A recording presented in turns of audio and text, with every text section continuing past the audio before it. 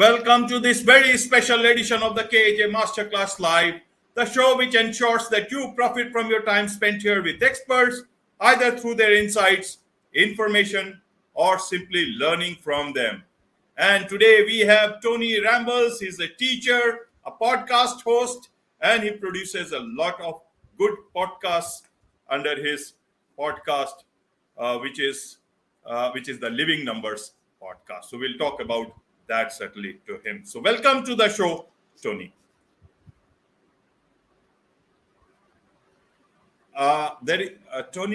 Tony, I'm not able to get your audio. Can you check? There we go. I was Yeah, muted. yeah. Welcome to the show. Thank you for having me on, AJ. I'm looking forward to sharing whatever comes from the conversation. Absolutely, absolutely. And conversations are very important in life. And conversations also make life interesting. And we'll be learning from you, Mm. Tony, how to make it an interesting life. You are a teacher, an educator. You are a podcast host, a podcaster. So you talk about life, living, giving, how to make, how Mm. to make the best of the life we have at the moment. So I wanted to understand. Obviously, I'll come to the questions part. How questions, can bring out the right questions can bring out the interesting aspects of things on in everybody's life. That's what you do in your podcast. Is that what makes life interesting?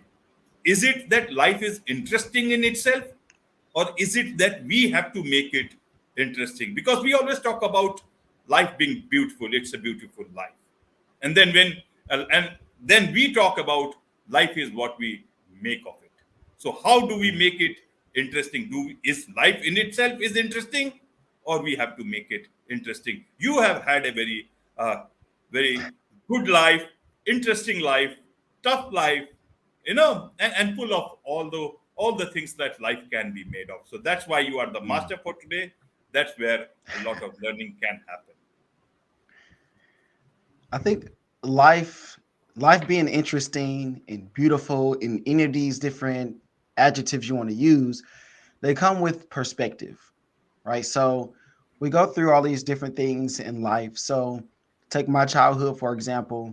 I'm a kid with divorced parents. I've had, at this point, I think I'm on four stepmoms. I have a stepdad.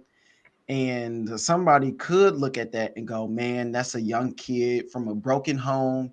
He's got no shot, or you could look at it, well, he's got a big family. He has many people with different perspectives and life experiences. So that's going to be a great resource to him. He'll have different people that he can call upon and talk to for different situations in life that he'll have.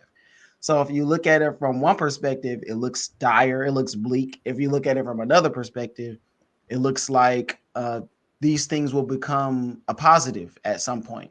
So I think when you start to change your perspective, that's when you can make life more interesting. Because I think it's interesting in itself that we're all living simultaneously on the same timeline, but we all have these drastically different experiences at times. And so if you just look at the things behind me, if you're watching, you will see a basketball, you'll see a Pokemon toy, you'll see a picture of my wife and my son. You'll see a lot of sports stuff. You see stuff from Detroit, Michigan, which is where I'm from. So all of these things are placed back there because they have a different impact on my life.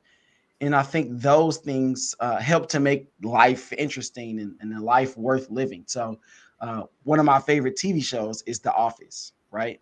Here we go. Up here, I got a little toy of Dwight Schrute. He's one of the main characters.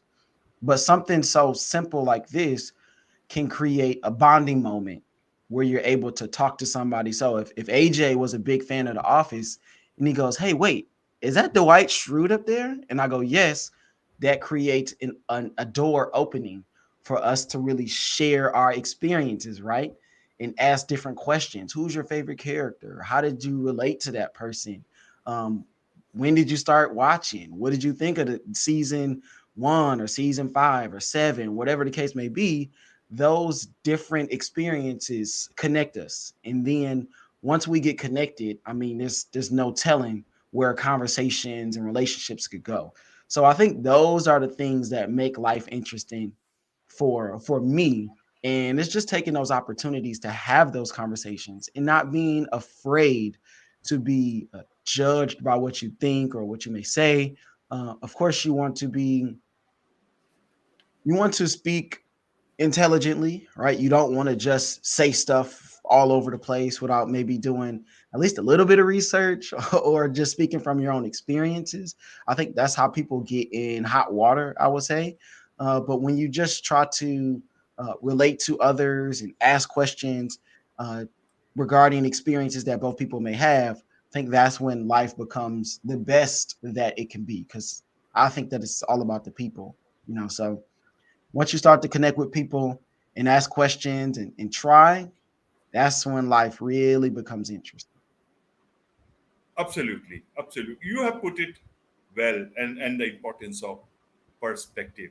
Now I can see the good mind that you have. It's a beautiful mind, and that can motivate. That can be a very motivating factor, not only to yourself but also to others.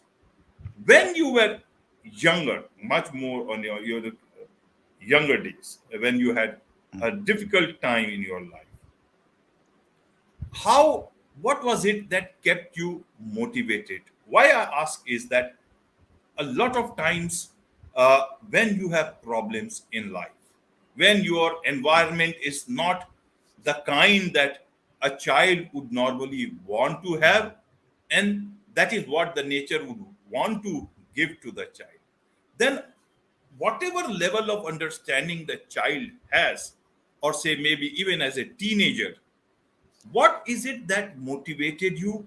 How can someone who is passing through a difficult time, say in early 20s, in their last years of their teens, how can they keep themselves motivated that it is an interesting life, and it is only a bad day? Today is only one day, it may not so good, but tomorrow will be a better day, and I got to make it the best in my coming days. What kept you motivated? What would you like to tell the younger generation about your journey? I think number one, I would say is motivations don't come from how you feel. If you're just going based on how you feel, well, one day you may be motivated, one day you may not, or one day you may want to put the work in, and the other day you may not. So motivations, I believe, need to come from goals, and those goals, the best ones, need to be internal.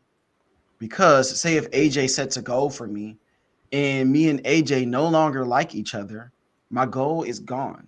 Now in the I'm in the creek without a paddle. I don't know where my direction is because my goal didn't come from me. It didn't come from within. It came from without, the outside. So the best goals are the ones that you have set for yourself and that you have set a timeline is good, but not always. But if you have a goal that you want to work towards, those are the things that keep you motivated because you go, well, even though I don't feel like doing it today, my goal is to achieve this. So growing up in the home that I came from, which was very modest to say the least, I would say that my goal was always okay. The number one goal right now is to graduate high school, and then we'll see what happens from there. But I wanted to graduate with good grades, right? If I'm gonna do it, I'm gonna do it to my best. And you can do that no matter what your goal is, no matter where you are in life, no matter what your occupation. Just go and do your best that day. So if your best is, I have 100% to give, right? I'm in tip top shape. I'm having the time of my life. I'm at my best, 100%. Give that 100%. If you're at 70%, right? You woke up, today is not the best day. I feel sick or I feel like I need to do something different, and you're only at 75% mentally, you're not all the way in it, give all of that 75%. So, wherever you are on that day, give your best. And I would say eventually, one day after the next, you're going to be closer and closer to that goal, and then you're going to achieve it. So, for me, it was like step one, what am I trying to do? And then once I figured that out, I tried to take everything like systematically, just one step at a time. Because for some people, if you look at the big picture, this grand plan, it can be overwhelming. And I wouldn't say I was overwhelmed, but I'm like, okay, let's just get this thing down to one thing. What do I need to do? Okay, so if that's just submitting an application, all right, step one completed. Excellent. Hooray. Let me eat some ice cream, pat myself on the back. Let's figure out step two now. Wherever step two is, let's work towards step two, so on and so forth. And I think eventually you will get to that goal, or you will see that you're closer and closer and closer. And I think sometimes goals do have to change. So as a teacher, um, in Texas or in the US, education and your salary is capped. There's no way you can like negotiate. Like, oh, you know what? I think I'm a pretty good teacher. I think I should make this amount of money. You pretty much know what you're going to make that year in probably the next 5 years. So for me, I didn't see any reason to get a master's degree. I'm just like, it's not going to help me in any way. So that wasn't the goal. However, that goal has changed. So I will be going to get a master's degree starting the summer. But what was step one for me? Application. Submit the application. Can't do anything without an application, or find the schools that I wanted to go to first. Narrow it down. Got it down to two. Submitted the application to one. Got accepted. All right. Goal one completed. Pat yourself on the back. Have a candy bar. What's goal number two? And so now I'm registered for classes for the summer.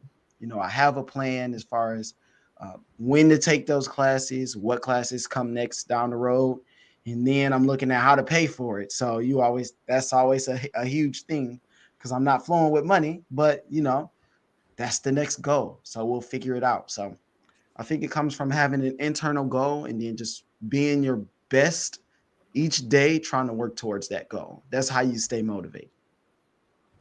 Right, right, Tony. And what are the roles of, job that you do, the work that you do, role of relationship, of a mindset that you have in making it an interesting life? How do you look at these three aspects of life, especially, the job, the work that you do? Sometimes people uh, get their work to define them, and they Mm, decide whether they are good or bad, interesting or not interesting. Life is interesting or not interesting by the type of the work they do. Suddenly they lose a job, they lose their faith in themselves, their understanding of their own self or the worth of their own self.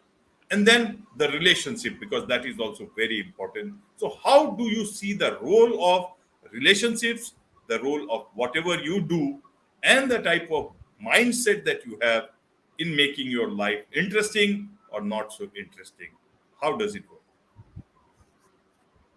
I think the first thing that you need to know is who you are and what you're good at. Now, a lot of people say, "Well, you got to figure out who you are," and they don't really they don't really give you any steps to, because that's a very broad question. It's like, I'm Tony. Like, what do you mean? Who am I? I'm 5'8", 162 pounds. Sorry to What's the interrupt. question? Sorry to interrupt, Tony. I asked about the work, especially because uh, you worked in oil and gas, customer service, banking, Mm. food and beverage, and now into education. So finally, you have landed to something where you say you are adding value to.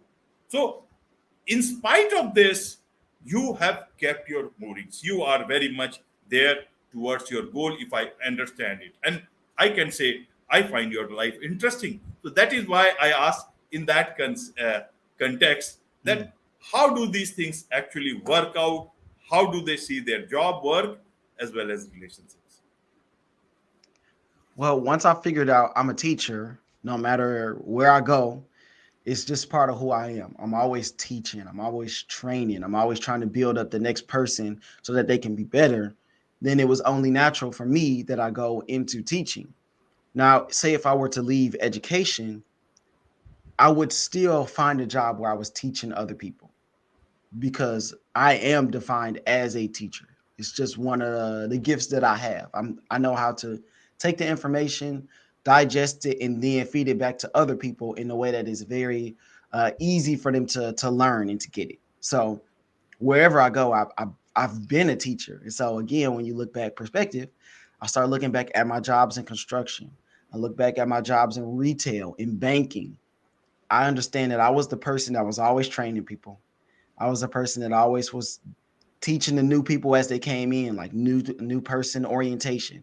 I was a person that was showing people how to do things. So that was a natural through line for me is I'm a teacher. So I think that part is what I mean when I say you have to know who you are. And then the relationship part, I think we sometimes get too busy with the job and we forget about the people that are sitting right next to us, the people that we work with, because they have lives. And I think everybody's bigger than just the job that they have, right? Just the work that they do. Everybody has things that they like, things that they don't like, a family, things that they want to achieve. And I just like to understand people on I guess, a holistic basis. Like, how are you feeling? How do you see things? And that's part of how I keep things interesting is I just take an interest in the people that I work with. And I think that's the best way. That's how those relationships really factor to how I live my life and the things that I do. Right, right, Tony. And so, how does one define their identity? With suppose you have a very good relationship, you think you are happy. You have a very good job, you think, okay, that job becomes your identity. So Hmm. it becomes difficult to actually find yourself when you lose any of these things. You start questioning your self worth. So, but in your case, you have traversed across many, many places. So, how did you decide for yourself who is Tony Rambles? Did your jobs decide you, or did you yourself, your mindset, your motivation, your goals, your real goals in life, they decided about you? How, what would you like to tell, especially young people, uh, and when jobs become too much part of your identity, many companies tell them that, listen, you got to use, even on your social media handles, you need to use the company name, or you need to promote the company. So Mm. almost like people are nice to you if you are into a very good company, they would suddenly forget you if you are in not so great company. How do you look at this whole aspect? How does one still be himself or herself in spite of whatever they do, in spite of whether they are in a very good relationship with anyone or not so good relationship? What should be one's relationship oneself? Identity is defined by how you carry yourself. So I believe your identity is defined by your character and what you believe. Because no matter where I go, I'm still who I am, no matter who I work for. And that's come with perspective, being able to look back on life. But I took a very interesting test. I went through a class with my church called Unique, and it helps you to look back over your life, look at your different experiences, and find out who you are and what you're good at. And that helped me to be able to kind of narrow it down because it's a I think it's a hard question to answer honestly if you're not being asked the right questions. So if somebody says, "Who are you?" There's so many different places where you can start. You can start by your belief or your religion. A lot of people will go there. I'm a Christian or I'm Muslim or so on and so forth. A lot of people will start with I'm a black man, or I'm a Asian woman, right? There's so many different places to start, and I think all of these things create our identity. But I think we all have to look within to find identity, not without. It's not where you work. It's not what club you are a part of, right? I think those things come further down. I think the first thing you have to figure out is what you do. And like I said, I'm a teacher. That's part of my identity, whether I'm in working in education or oil and gas or so on and so forth. Like I talked about before, I'm a teacher. So I think it's things that we do and that we love that make up our identity. It's not just one thing, but I definitely don't think your occupation should be at the top of that list. It's definitely got to be further down because you were a person before you ever worked at whatever job you're talking about, whatever job you identify with. you were a 10-year-old kid, maybe playing in your front yard before that job ever came along. You were a person that didn't like, macaroni and cheese before that job came along, right? So you have to, I think, be asked the right questions, and sometimes that takes another person, like a psychologist or something, or a different kind of class or some kind of workbook that makes you ask the questions about yourself to identify who you are. I think that was Right, good. to identify who you are. And you talk about the importance of asking the right questions, because right questions will certainly lead Mm, to the right answers to make it an interesting life. So how does one ask the right questions? The problem is that in today's time, the questions, there is another word for questions, is prompts. You ask mm, many questions to Chat GPT, to GPT-4, to all the AI models, and there you one think of, there are many videos, there are many blogs, many articles, many discussions how to actually go for the right prompts so that the computer or these algorithms or AI can answer you in the right way possible. But what about ourselves? How does mm. one ask the right questions to himself or herself? As you talked about, that journey inside. What should be the right question for oneself? Help us understand so that, a lot of people can actually find the right answers for themselves, because a lot of Mm. answers are there within. I think it can be very simple. As you were asking your question, I was thinking of what is the right question, and you just start with why. Why am I doing this? I could ask myself, why am I doing a podcast with AJ right now? Why am I doing it? What is my motivation? Why? Why? And I think why takes you down a list of it honestly brings more questions, right? Because you're going to answer that question. And then you go, well, why is that happening? Right. So you ask this why of yourself. And I think you can't be afraid of what your answer may be, because you may go, well, I'm doing this because my mom and my dad told me to. Is it, why is that important? Or is this something that I want to do? And the answer may be no. And now your whole perspective changes.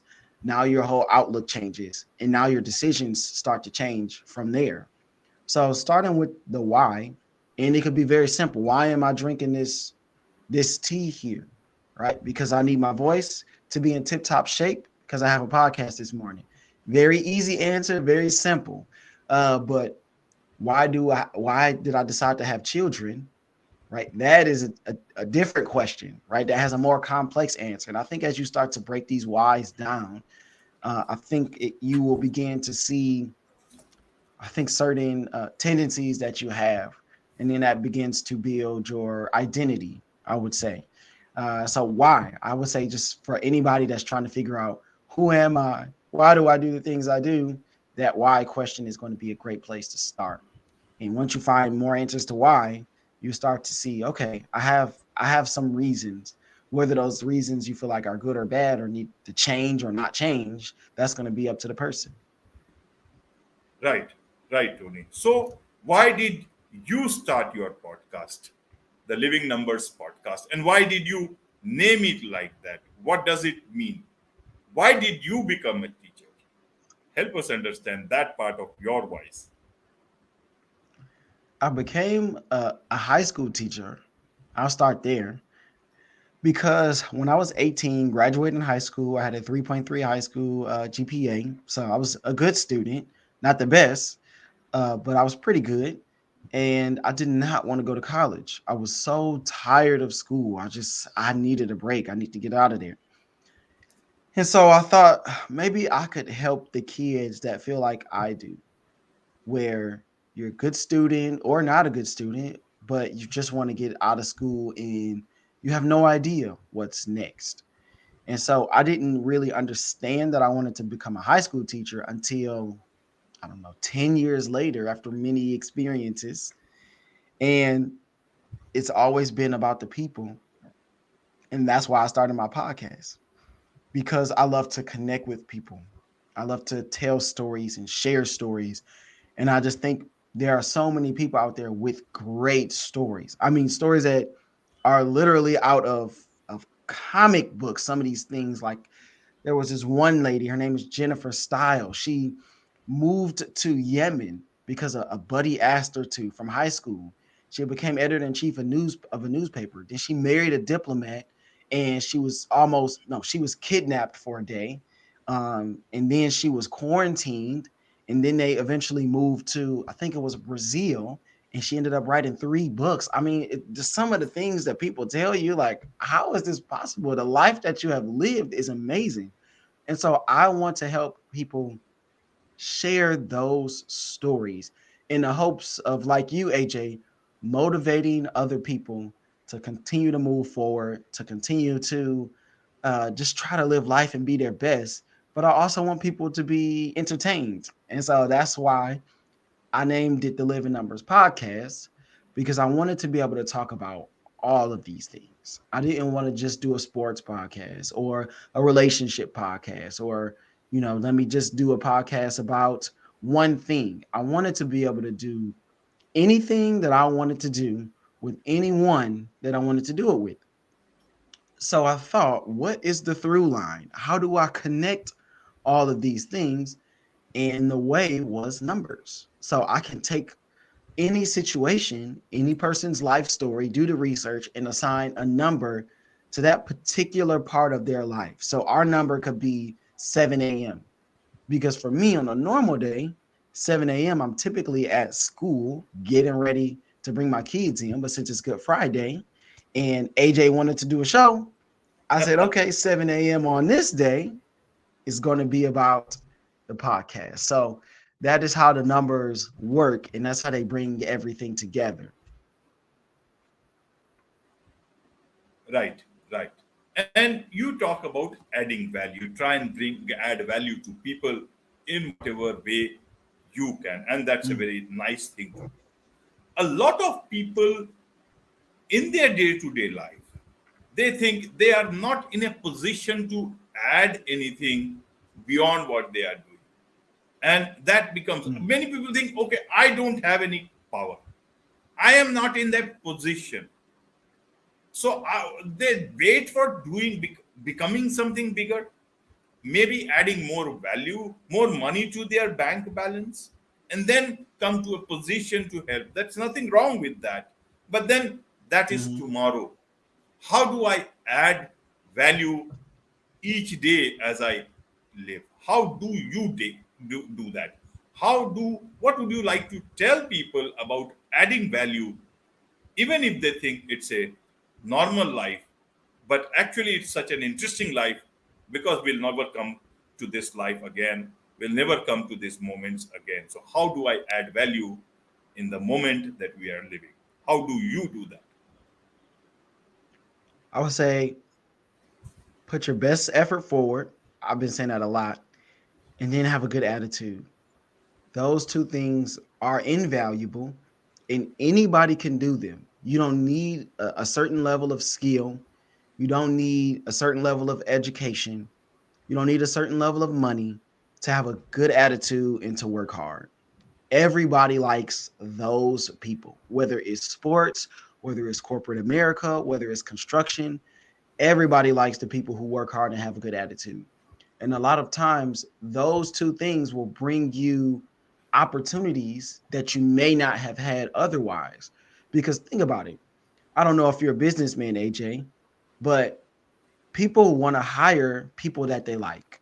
People want to Right. work with people that they like, because you go, well, I can teach you the skills. I can show you how to edit a podcast. I can show you how to build a house. I can show you those things. That's not the problem. Are you cool? Do we like you? Are you a good hang? Like, do I look forward to seeing you when I come to work? Those things create tremendous value for anyone, no matter if you're a janitor or a CEO or in middle management or a cashier. People like those people. And I will tell you a short story about how that kind of took me from one place to the next. I was working at Forever 21, and they sell clothes. And I was looking to, again, I was looking to progress in my career. I wanted to become a manager. And they wouldn't give me that opportunity for one reason or another. And, still every day I came to work, had a good attitude, did my best. And these two ladies were working or not working, they were shopping. And I guess they just saw me working and how I treated people. I was a cashier, I was the head cashier, actually. And they just saw me working and doing my thing and greeting customers. And they came up to my register and they said, hey, how long you been working here? I think at that point it was almost 2 years. And they go, do you like it? Do you like being here? Like, it's cool. At this point, the wheels are turning in my head. Like, what do these ladies want? They both have on, like, I would say semi-casual or semi-formal rather, because they had on blazers. So I'm like, okay, what do these two ladies want? They're being very nice to me and asking a lot of questions. And so they go, well, we work at iMasters, and I don't know, like we think we might want to interview you because we like what you're doing up here.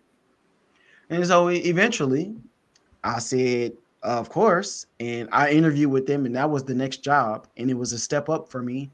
And that place gave me my first opportunity to become a manager.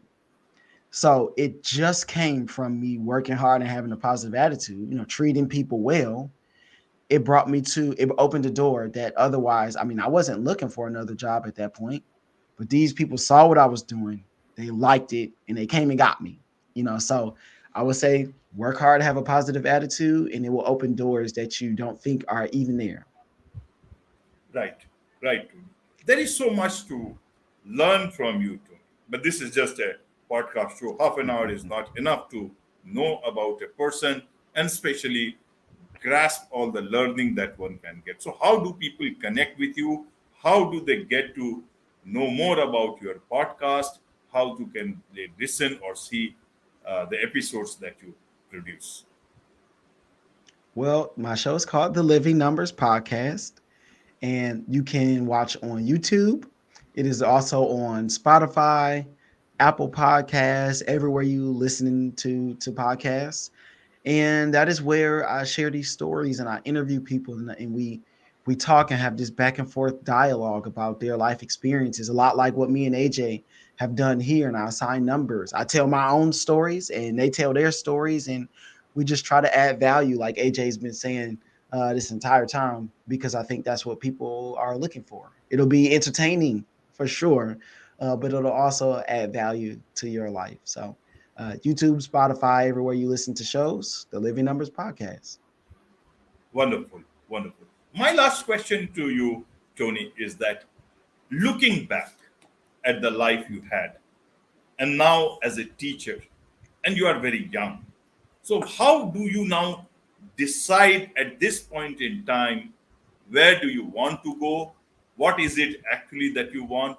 For this, what do you do? Do you ask these questions from within or do you seek these answers externally? What is it that you seek for yourself now? I think as you live life, I want to say just have your eyes open to opportunities. I would say don't ignore anything, because that's how I found my way to live in China for a year teaching English. It was just an opportunity that was presented, to which at first I said absolutely not, but you just start to just think about these different places and you go, well, why not?